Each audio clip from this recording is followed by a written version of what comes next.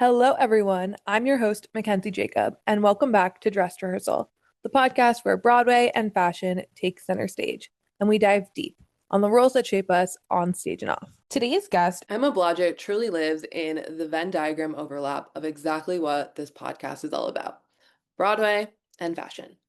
She is also known as Wearing in the Wings on social media and has been a dresser on Broadway for over 10 different productions. From Frozen, Sweeney Todd with Josh Groban, Spider-Man Turn Off the Dark, two productions of Cabaret, Natasha, Pierre and the Great Comet of 1812, Phantom of the Opera. I could go on and on.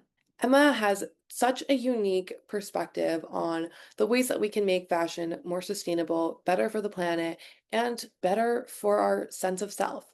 Having a personal style is so intrinsic to who she is, and I am so excited for you guys to listen to her journey growing up backstage to now making her own name for herself in the industry. Please enjoy Emma Blodgette on Dress Rehearsal Podcast. And welcome Emma Blodgette to the pod, also known as Wearing in the Wings. How are you, Emma? I'm good. How are you? I'm great. So we start every episode with, how did you get bit by the theater bug? I kind of didn't have a choice, honestly. My mom has been a conductor and musical supervisor, music director of Broadway shows since I was born. She conducted Phantom of the Opera for the first time when she was 7 months pregnant with me. And my father was in Phantom of the Opera. He's an opera singer and opera professor. So I had no choice. I grew up backstage. It's in my blood. Entirely. And I'm curious, like, how you feel like seeing your parents' success in the business affected like what you saw as possible for you growing up. Yeah, I think it kind of honestly gave me a skewed perspective of what's possible because my mom really had a passion for what she does now, and she knew what she wanted to do when she was 5 years old. And she moved to New York City with like a couple $100 in her pocket and said, if I don't book a show within 30 days, I'm going to move back home to Ohio. And she did. And then she said, if I don't book a Broadway show within 30 days, I'm going to move back home. And she did. So I think I had this perspective of like, I can make it. I can do that. And it's been true and false. It's like the most epic manifestation of all time, where it's just like if you set these limits for yourself, you have no option other than to achieve it or kind of reroute. I know being second generation show people is like an interesting dynamic. How did you navigate like making your own name for yourself? Because especially you and your mom both worked on Phantom and then also Sweeney, right? Yeah. Yeah, for a long time, I was Kristen Blodgett's daughter, which is like, I'm so proud of that. And, there's nothing wrong with that. And it took a while to be kind of make my own name. But once I started getting hired by people who didn't know me as a child, I started to realize, like, oh, I'm actually doing a good job. I'm not being hired because of nepotism. And as I kept being hired by those people who hadn't known me since I was a kid, I realized, like, no, I'm proving myself. I'm doing a good job, and people want me here because of what I bring to the table, not because of who my mom is. And isn't that such a moment of pride where you're like, oh no, I'm standing on my own 2 feet and like I can look back and like I've built these relationships on my own. Yes, exactly. It is a huge source of pride. I think something that's so interesting is being a mom working 8 shows a week. How did your mom kind of like advise you on that? Like, how did you navigate motherhood with that? Because it's such an intense commitment. It really is. And honestly, I'm finding it harder now than ever. Really? Because my son is about to start full-time school. He'll be going to kindergarten next year. And so up until now, I've at least had some, like, he's in pre-K, so he goes to school part of the day. But up until now, I've had some of the day with him, but he will soon be going to school all day. And so I really will have very limited time with him. And that's been a really hard thing to navigate. Like, do I keep doing this in the way that I'm doing it now? And honestly, that is part of why I've ramped up my social media presence, is to try to figure out another avenue for source of income, or like just, another opportunity that might be able to support me in another way. But my mom has also always demonstrated to me that having your own source of joy and having something else that you do besides being a mom is so important because you really have to fill up your own cup before you can fill up anyone else's. And I've really looked up to her because of that for my whole life. Just that she's a mom first, but then her job is her biggest, it's so important to her. And so I've tried to remind myself of that when I feel kind of guilty and selfish for going to work. That it's really important that I have this thing that I do besides being a mom. It's also an interesting perspective of like, you know what it felt like to be that kid, and then now to be like raising that dynamic. It's such like a switch of roles, which I'm sure is just like so wild to navigate. And Yeah. I am curious, like, when was that moment that you decided like you wanted to start showing your Broadway and fashion journey online? Yeah, so very shortly after I had my son, maybe like 6 months, I really noticed that I felt like my sense of self had kind of disappeared. Mm. Also, it was during the pandemic, so I wasn't getting dressed to see anyone. I was just kind of living in sweats at home and postpartum, and I just didn't feel like myself at all. And so I created this secret account. I didn't even tell my husband. Yeah. And I started posting on there daily. I would take pictures of my outfits and just kind of use it to give myself a reason to get dressed and also look at myself sort of from a different perspective, like a zoomed out perspective, and say, like, oh, number one, I am beautiful. I am worthy of getting dressed, even if it's just for me. And I like how this silhouette looks on me. I don't like how that looks on me. I'm going to lean into this, not going to do that anymore. And then I started doing it more and sharing it more. And I told my friends after a while, after I didn't feel so cringe about it. Yeah. And it's just grown from there. And I feel like a really unique part of your social presence is how you focus on sustainable fashion. And like, when did that become a priority for you? And like, how has that really shaped the way you consume fashion in general? Yeah, I guess there's something about being interested in fashion that feels frivolous to me. And I think I wanted to make sure that I was doing it in a way that felt like I wasn't ruining the planet with my silly hobby. And also, I just prefer things that are well made with good quality materials and that isn't, causing someone in another country to like not make a living wage and work in a terrible environment. So I just started kind of leaning into that. And I found it really fun to scour the internet for the items that I was looking for and see if I could make an outfit out of something that I didn't buy in a shop from a, Shein or Zara haul. And so I've really enjoyed that part of it. And I think it is really cool to see the fact that like being a dresser is like the perfect intersection of like theater and fashion and like bringing those two things together. But I know you grew up in like a theater family. It is like a role people don't often know about. And so when did you realize that that was kind of going to be your window into the industry? It took me a long time. I tried out a lot of different positions in the theater world. In college, I tried out stage management. I was an intern on the Patti LuPone Gypsy as Okay. as a stage management PA. I went to the Old Globe and worked as a sound design intern on First Wives Club. And then I was a dresser for a few years during and after college. And I thought, I'm not sure if this is for me. So I left and I worked at Tara Rubin Casting for a year and a half as a casting assistant. And I realized that wasn't for me. And I went back to dressing. And after a few years, kind of after going back into it, I realized I really like this. I like serving people and trying to make them feel comfortable.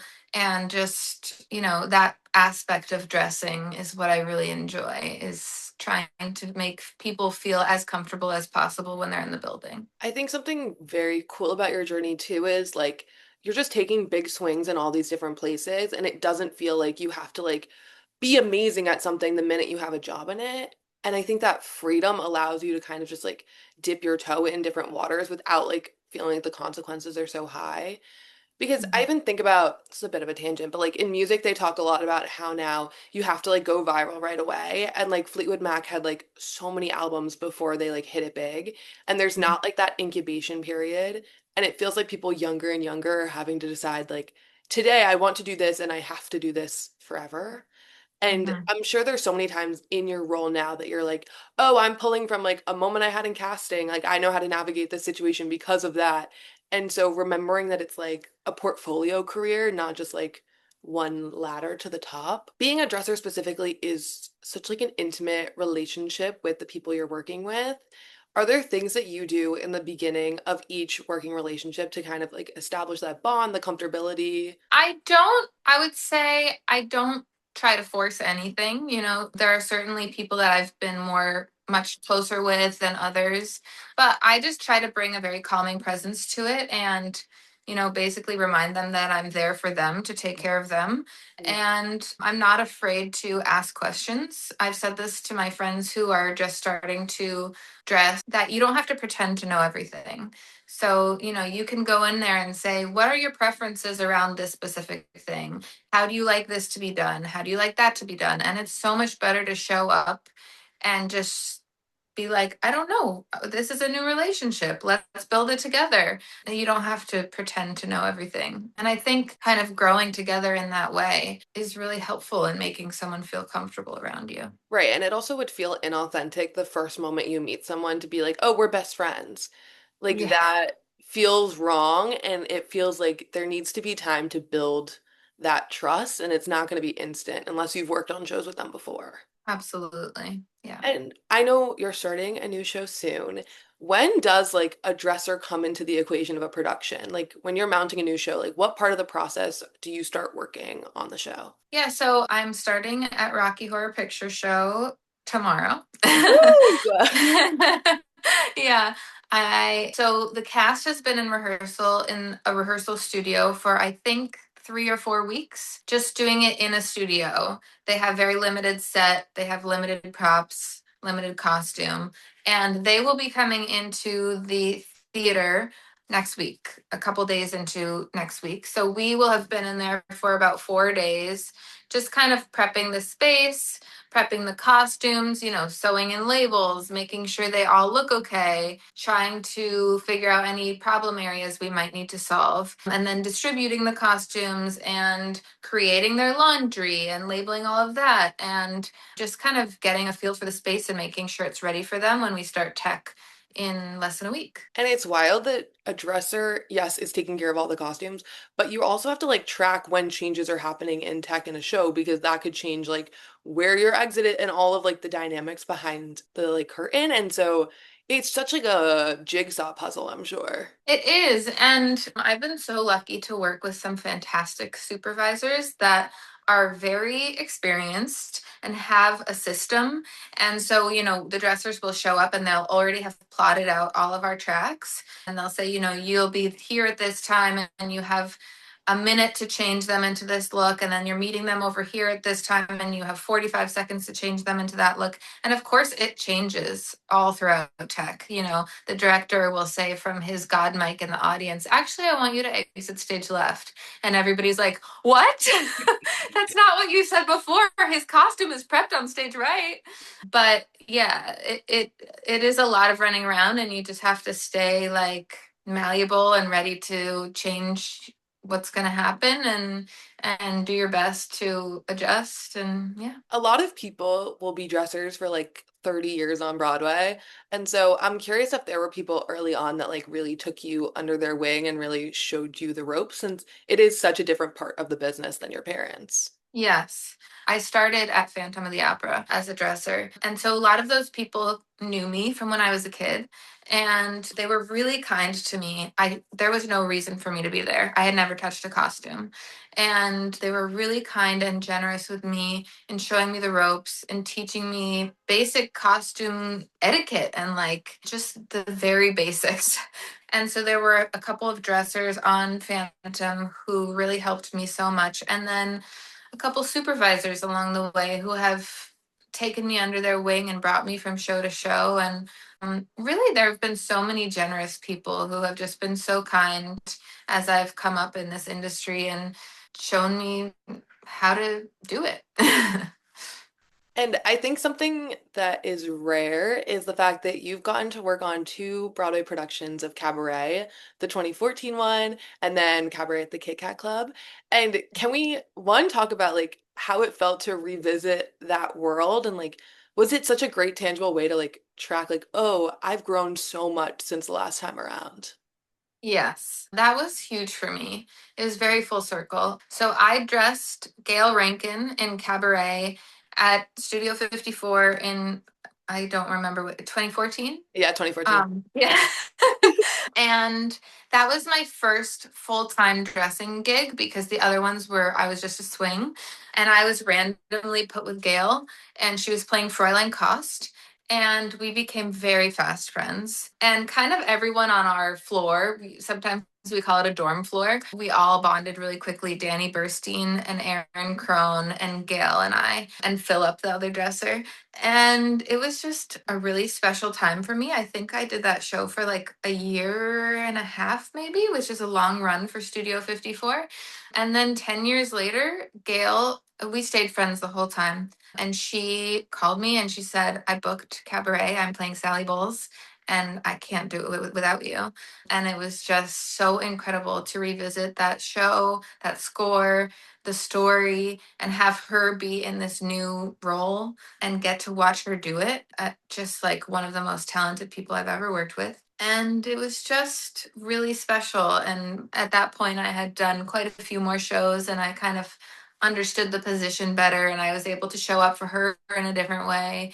And it was just, unfortunately, the story really is still relevant. And I wish that part wasn't true. But yeah, it was really special and full circle for me to do that show again 10 years later with Gayle.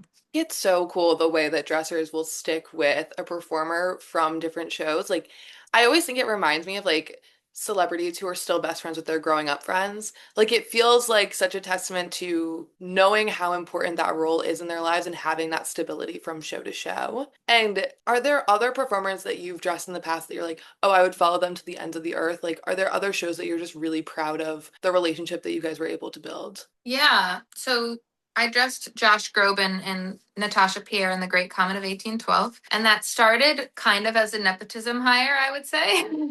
Okay. My mom is his vocal coach, but he did have his pick of anyone he wanted, obviously. And we had spent time together and he knew that I was a dresser. So he brought me along with him in his contract.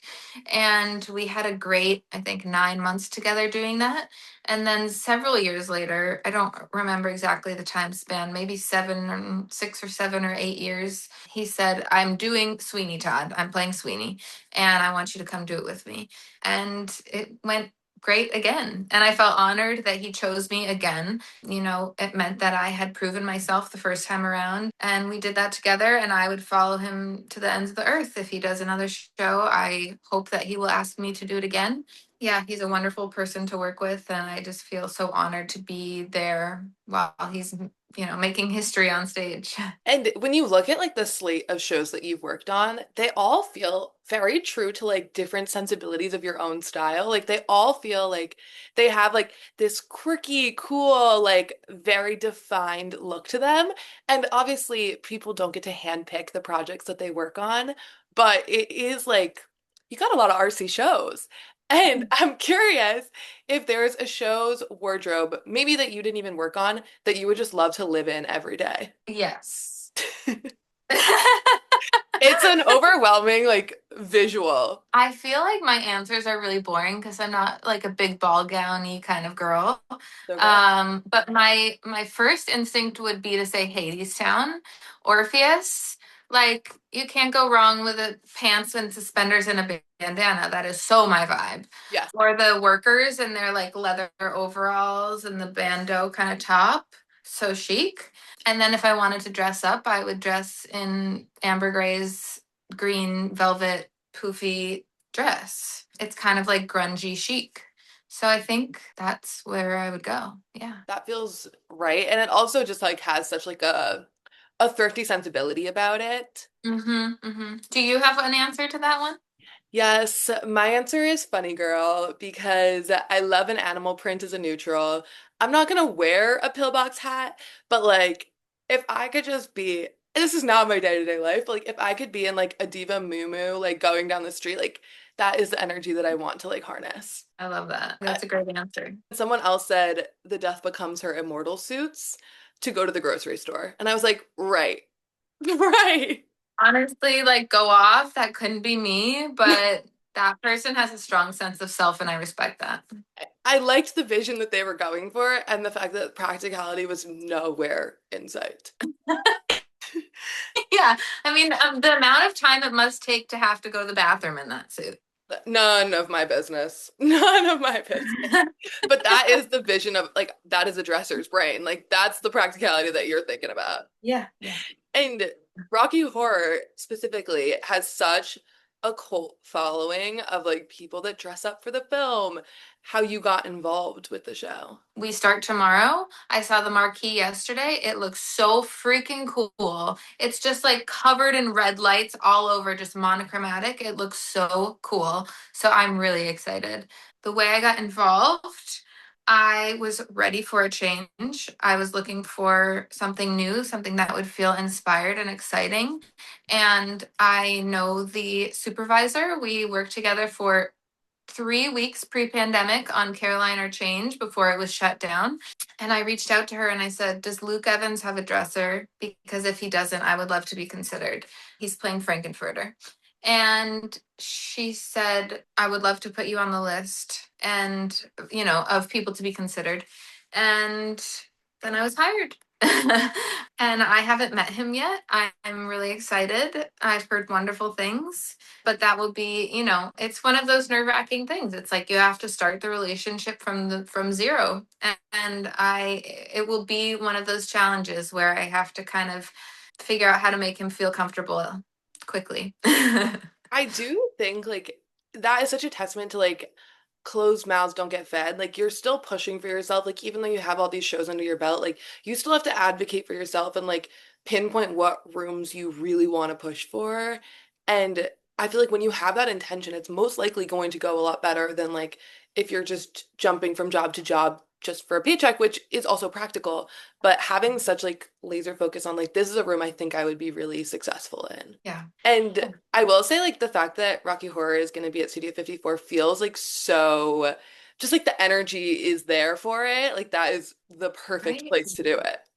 I know it feels so right. I'm so excited. And then to be back at Studio 54, I haven't done a show there fully besides the 3 weeks pre-pandemic since Cabaret in 2014. So I'm so excited. I think it's going to be epic. And also, it's just like the world of Sam Pinkleton. Like, it's just going to be so camp and so good.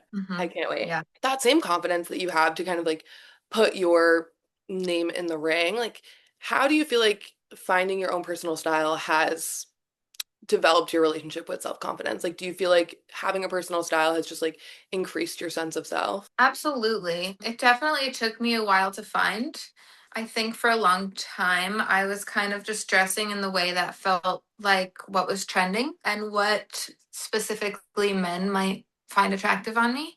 And then I started to really look at like, what things do I like on other people and how can I translate that to me? And what do I feel best in? And for a while, I tried to be like a dress girly and a skirt girly and like be a little feminine. And after a while, I was like, I feel most confident in a hot pair of pants and like a sneaker or a boot or like some cute shorts or that I just don't that doesn't feel like me. And as I leaned into the things that felt more me, I realized, oh, I feel really confident when I dress for what I like. And I think that shows. And then it doesn't really matter if you're dressing for anyone else because you are feeling confident and that's attractive. And if you had to pick one piece from your closet that you feel like just encapsulates who you are, like what are you picking? Oh my God. How does anyone answer that question? Or just like, is there a piece in your closet that maybe you've thrifted that you're like, oh, this was meant to find me? Like, this is so for me. Well, I recently purchased this vintage vest from a friend on Instagram. And it's kind of funny because I used to work with this brand called Christy Dawn, and I really liked their clothes, and they would send me things. And then at a certain point, maybe it wasn't working for them because they were like, we're not going to send you things anymore. And I was a little sad about it. And Yeah. they recently came out with this beautiful sweater, and it's like $450. And I'm like, oh, I want that sweater. It's so stunning, but I'm not shelling out $450. And especially not to this brand that like dumped me. Right. No It's offense. like going back to an Um, ex and then giving the ex money. Exactly. Yeah, no. So I found this vest, and it's exactly the same style. It's like it's really cute. It's just got all these little like icons on it and cherries. I put it on my Instagram. It's so cute, and it's so in the same vein as the sweater. And I got it for like $50 from my friend on Instagram, and it feels very me. And it was just a great find that I've been loving lately. What do you say to people that are like, I don't have time to like aimlessly sift through racks? Like, what are kind of like tangible steps that you feel like you've taken to be more sustainable? Yeah. So when people hear secondhand or sustainable shopping, I think that's exactly what they think. Like you go to the store and you're going through racks for hours.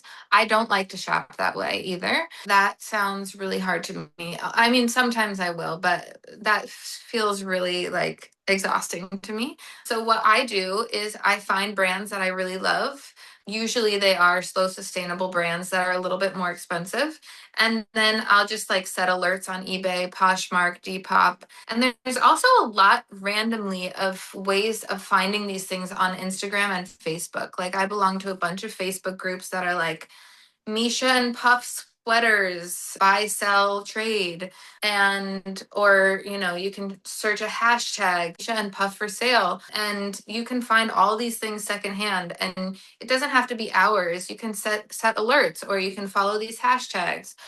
It can all be done from your living room.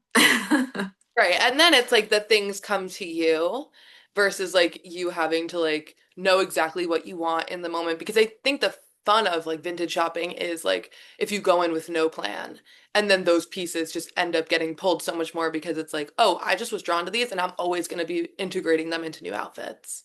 Right, exactly. And I'd love to get your take on this because right now everyone is talking about like the CBK style, like the Carolyn Bessette Kennedy, and it's become like a micro trend.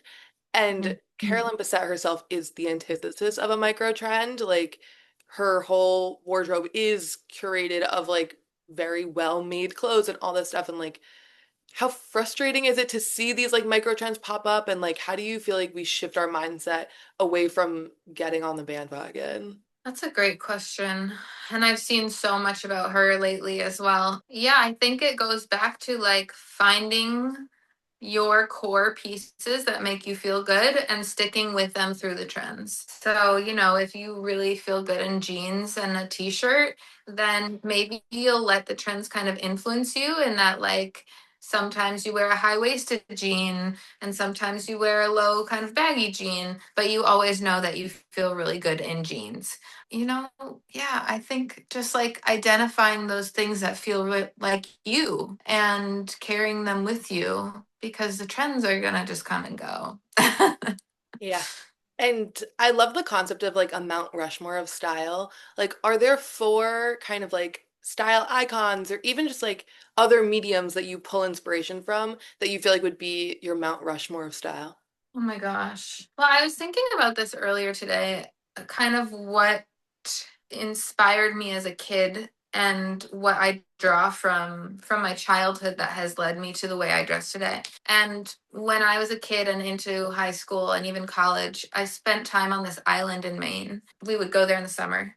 And there were all these like young women, late teens, early 20s, and they were so cool. Like, they were the local girls and they would ride their bikes and they would go like work as baristas or jewelry makers or lobstermen or, like waitresses. And they just had the coolest style. And I looked up to them so much. And that's really kind of what formed my style today is these older women who I looked up to so much. And I just thought like it was very utilitarian and practical, but so and simple and classic, but really chic and cool. And so that's really kind of what I base my style off of today. But then also just like walking the streets of New York and seeing what I'm inspired by. It is funny that like you were in this like town in Maine, and I'm sure they looked at you at like this city kid of like, oh, how cool her life must be. And that kind Yeah. of like exchange of just like identity is really cool. And Mhm. I feel like a designer who is of that vein that's really blown up recently is Alex Mill. And it Mhm. is really cool to see like those utilitarian bags, like stuff that's really supposed to last you a lifetime. Like I've had my LL Bean bag since I was 12. Like it's really going to stand the test of time. And I've seen it that you have a dream to open up your own boutique one day. And I would love to Yeah. just like speak it into existence. Like tell us what you envision being in this boutique. Like what is the look? Okay. Oh, that's so, thank you for asking me about that. I haven't talked about that in a while. You did a deep dive. Yes, I did. um, Yeah, so I think the dream is either like upstate New York or Maine someday, just a little boutique, and it's like clothes and home goods, and there's an amazing candle, lit, and it smells really good in there, and maybe there's like a little coffee area and you can smell the coffee roasting, and yeah, and it just is like a place specifically for women to come in and feel like themselves and feel like they can play and they can stay for hours and they can like look at the home stuff, look at the body stuff, try some things on, have a coffee, laugh with each other, talk about what looks good on her and give advice and kind of like a little community and a place to shop and a place to feel creative. I love that. And I feel like something I realized recently was like you can try something on even if you're not going to buy it. Like you can try something on just to like enjoy what it feels like to be that person for a second. And I don't know why I like limited myself for so long with that, where it's like, oh, you only have to try on what you're gonna maybe buy. But it's like, have fun with it. Like, it doesn't need to be so serious. Absolutely. And then you can also go home and be like, well, I loved that pair of pants. What was it about that I loved so much? Mhm. And then you can start looking for it. If you can't afford the brand new ones from the store, you can look for it online in a different way. 100%. Price point. We're now at our last question. So, what do you hope your signature stamp will be on the industry? What do you hope you're leaving each room with? I think both in my work as a dresser and my social media presence, I want people to feel seen and heard and not alone. So, there's always someone going through a similar thing that you're going through, whether it's like not feeling good in your body or feeling lonely or whatever the case may be. I want them to feel like I was a listening ear and a shoulder and somebody who validated them and heard them and had empathy. I think that covers it. I mean, that's all we can all hope. I feel like that's why people go into the business. It's just like, let's see each other. Yeah. Well, thank you, thank you, thank you. This has been such a treat. Thank you for having me. And that's our show. Be sure to rate, review, and subscribe to Dress Rehearsal. If you love theater and fashion as much as we do, invite another diva to join the community. You can find us on Instagram, TikTok, Spotify, Apple Podcast, YouTube, all the places. See you next time.